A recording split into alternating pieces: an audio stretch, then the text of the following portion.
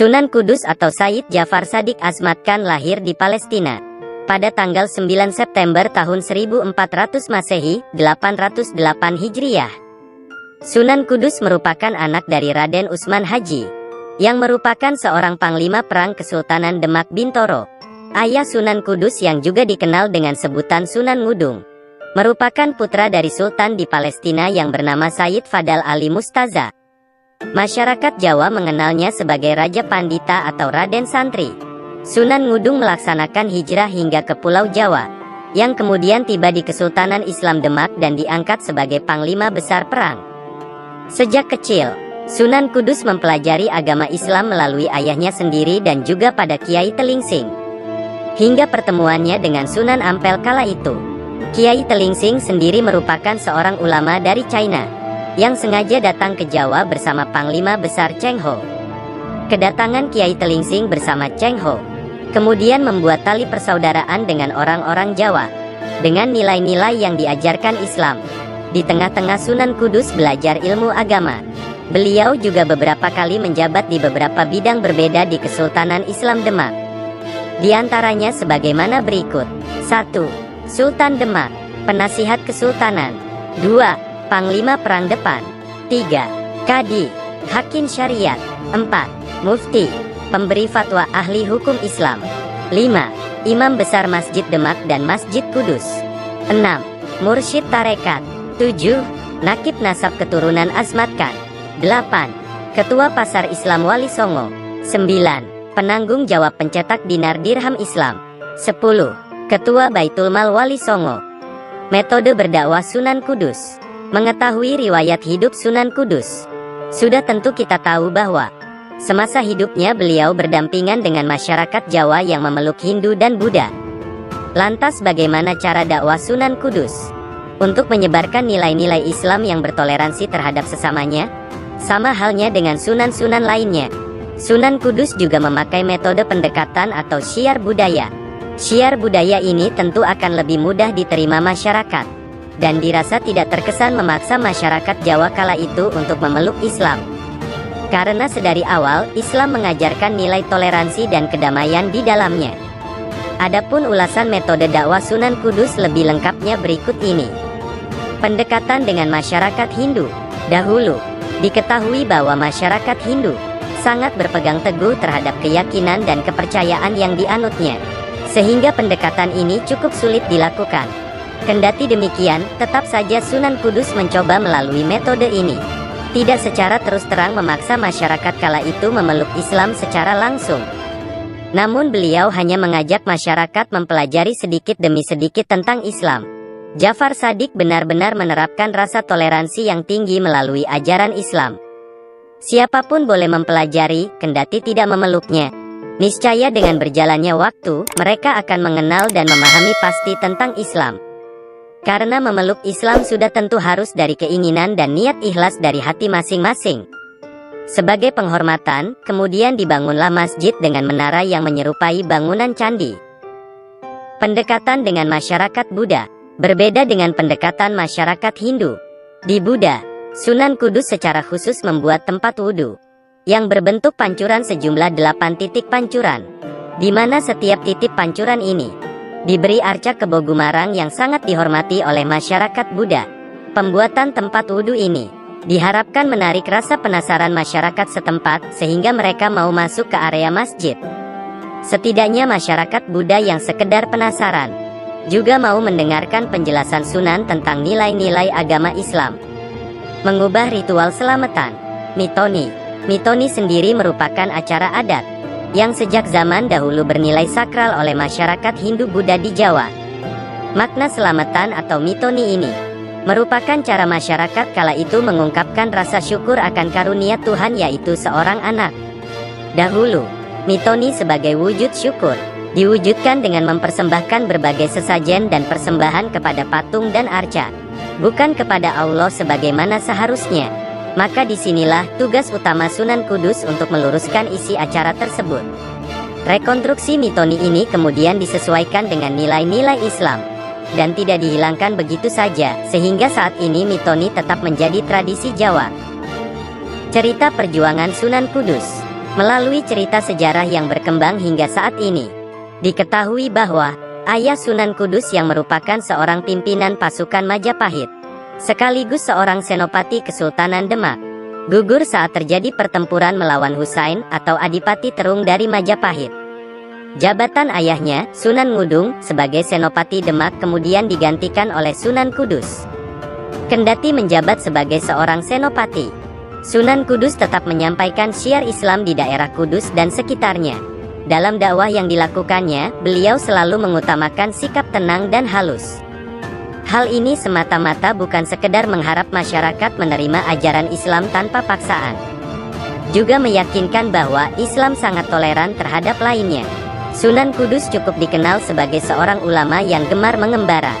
Bahkan, beberapa cerita menyebutkan beliau pernah sampai ke Tanah Suci untuk menunaikan ibadah haji. Saat di kota Mekah, dikatakan beliau juga sempat membantu menyembuhkan para warga yang sedang terkena wabah penyakit. Atas jasanya, kemudian Sunan Kudus dihadiahi batu yang berasal dari Baitul Maqdis oleh penguasa setempat kala itu. Batu itu kemudian dibawa pulang ke Jawa, yang selanjutnya diletakkan di area imam di Masjid Kudus yang hingga saat ini berdiri kokoh. Peninggalan-peninggalan Sunan Kudus, di samping ajaran Islam yang hingga saat ini melekat di tengah-tengah masyarakat Jawa, beliau juga meninggalkan beragam bukti sejarah, yang hingga saat ini lestari dan terus dijaga oleh masyarakat. Adapun peninggalan-peninggalan tersebut berupa Masjid dan Menara Kudus, bernama resmi Masjid Al-Aqsa Manarat, atau masyarakat mengenalnya dengan Masjid Al-Manar, berada di Kabupaten Kudus, Provinsi Jawa Tengah. Unik dan menjadikannya khas adalah desain bangunan yang merupakan perpaduan model arsitektur Islam, Hindu dan Buddha. Masjid Al-Manar memberikan gambaran jelas akulturasi yang pernah terjadi di Jawa di masa Wali Songo. Hingga saat ini, masjid yang dibangun di tahun 1549 Masehi ini ramai dikunjungi sekedar untuk beribadah maupun berziarah ke makam Sunan. Akan berkali-kali lipat ramai dikunjungi penziarah ketika acara festival dandangan untuk menyambut Ramadan dilaksanakan. Keris Cintoko, salah satu peninggalan sejarah Sunan Kudus yang masih terawat hingga saat ini, adalah keris pusaka Cintoko. Satu hari tiap tahun, tepatnya usai Idul Adha, terdapat ritual jamasan atau memandikan keris pusaka Sunan Kudus ini. Dua tombak Sunan Kudus. Selain keris, Sunan Kudus juga meninggalkan dua tombak. Tiap tahunnya pun diadakan ritual jamasan, yang bertujuan mengingat nilai yang terkandung di dalamnya, yaitu dapur Panimbal, kebijaksanaan dan kekuasaan. Tembang Asmarandana, selain berupa bangunan dan pusaka, peninggalan Sunan Kudus lainnya berupa seni tembang yang liriknya berupa nilai-nilai ajaran Islam. Peninggalan lainnya, jika saat Idul Adha, identik dengan menyembelih sapi, Sunan Kudus meminta untuk mengganti sapi dengan kerbau untuk menghormati masyarakat Hindu. Hingga saat ini ketika Idul Adha, masyarakat Kudus tetap menggunakan kerbau. Ulasan mengenai biografi Sunan Kudus, yang merupakan seorang wali di antara Wali Songo, yang memberikan kontribusi penyebaran Islam hingga saat ini. Beliau salah satu yang mengajarkan bahwa Islam datang dengan damai serta toleransi yang tinggi. Beliau wafat pada tahun 1550 Masehi dan dimakamkan di lingkungan Masjid Menara Kudus. Karomah Sunan Kudus. 1. Pada waktu Sunan Kudus sebagai senopati Kerajaan Demak Bintoro, mampu membuktikan kehebatannya yang tak kalah dengan kepiawaian ayahnya di medan perang. Ia berhasil mengembangkan wilayah Kerajaan Demak ke arah timur hingga mencapai Madura, dan arah barat hingga Cirebon. Kemudian sukses ini memunculkan cerita kesaktiannya. Misalnya, sebelum perang, Jafar Sodik diberi badong, semacam rompi, oleh Sunan Gunung Jati. Badong itu dibawanya berkeliling arena perang. Dari badong sakti itu, keluarlah jutaan tikus yang juga sakti. Kalau dipukul, maka tikus itu tidak akan mati, namun, mereka justru mengamuk sejadi-jadinya. Pasukan Majapahit ketakutan, sehingga mereka lari tunggang langgang. 2. Jafar Sodik mempunyai sebuah peti yang bisa mengeluarkan jutaan tawon. Banyak prajurit Majapahit yang tewas di sengat tawon itu. Pada akhirnya, pemimpin pasukan Majapahit, yaitu Adipati Terung, menyerah pada pasukan Jafar Sodik. Kesuksesannya mengalahkan Majapahit membuat posisi Jafar Shodiq semakin kuat. Kemudian ia meninggalkan Demak karena ingin hidup merdeka dan membaktikan seluruh hidupnya untuk kepentingan agama Islam. Lalu, ia pergi menuju ke Kudus. Awalnya, Jafar Shodiq hidup di tengah jamaah dalam kelompok kecil di Tajuk. Jamaah itu merupakan para santri yang dibawanya dari Demak. Sebenarnya, mereka adalah tentara yang ikut bersama Jafar Shodiq memerangi Majapahit. Setelah jamaahnya semakin banyak, ia kemudian membangun masjid sebagai tempat ibadah dan pusat penyebaran agama. Tempat ibadah yang diyakini dibangun oleh Jafar Shodiq adalah Masjid Menara Kudus yang masih berdiri hingga kini. Masjid ini didirikan pada 956 Hijriah yang bertepatan dengan 1549 Masehi. Kota Tajuk pun mendapat nama baru, yakni Quds, yang kemudian berubah menjadi Kudus.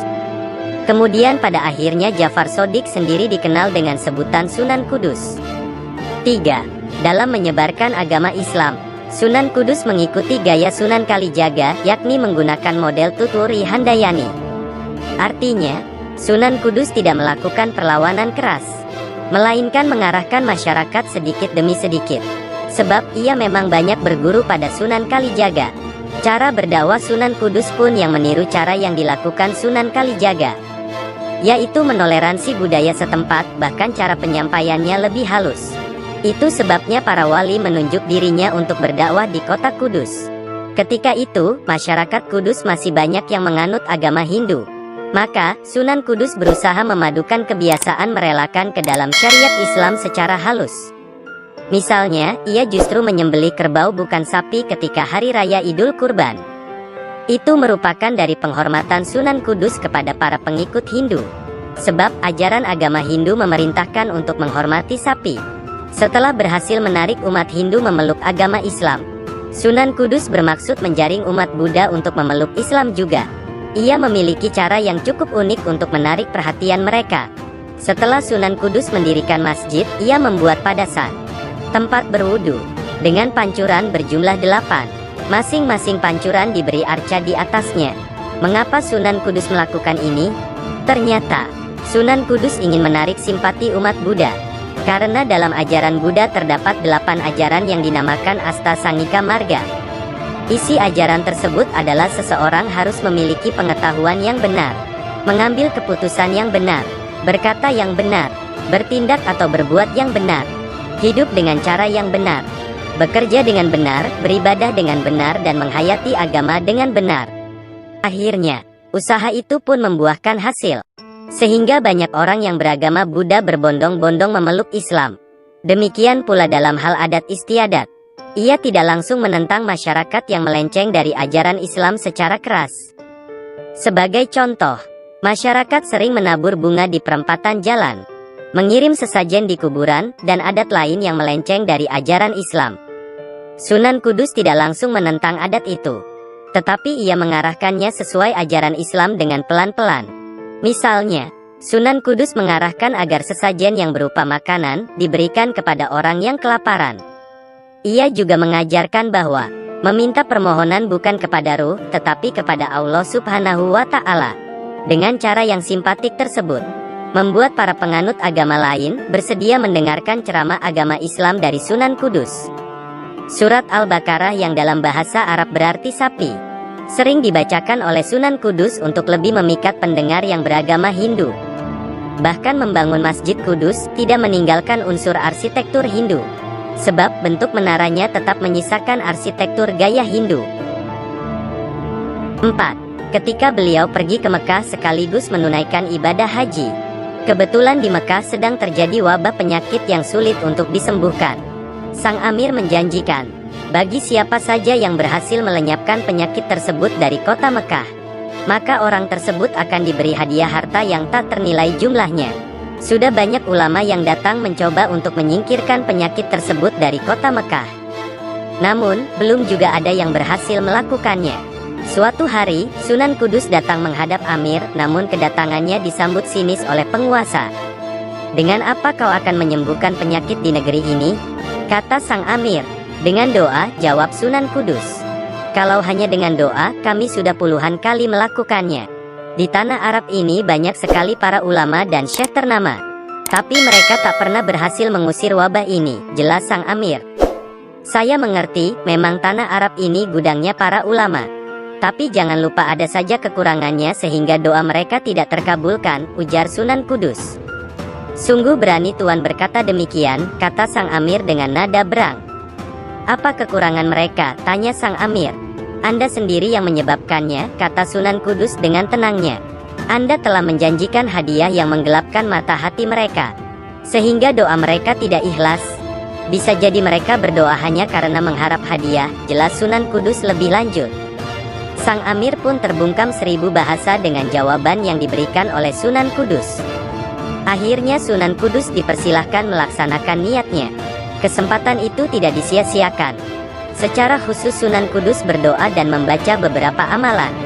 Dalam tempo singkat, wabah penyakit yang menyerang negeri Arab telah menyingkir. Bahkan beberapa orang yang menderita sakit keras secara mendadak langsung sembuh. Bukan main senangnya hati sang amir. Rasa kagum mulai menjalar di hatinya. Hadiah yang dijanjikannya bermaksud diberikan kepada Sunan Kudus. Namun Sunan Kudus menolaknya dengan halus sekali. Sunan Kudus hanya meminta sebuah batu yang berasal dari Baitul Maqdis. Sang amir pun mengizinkannya.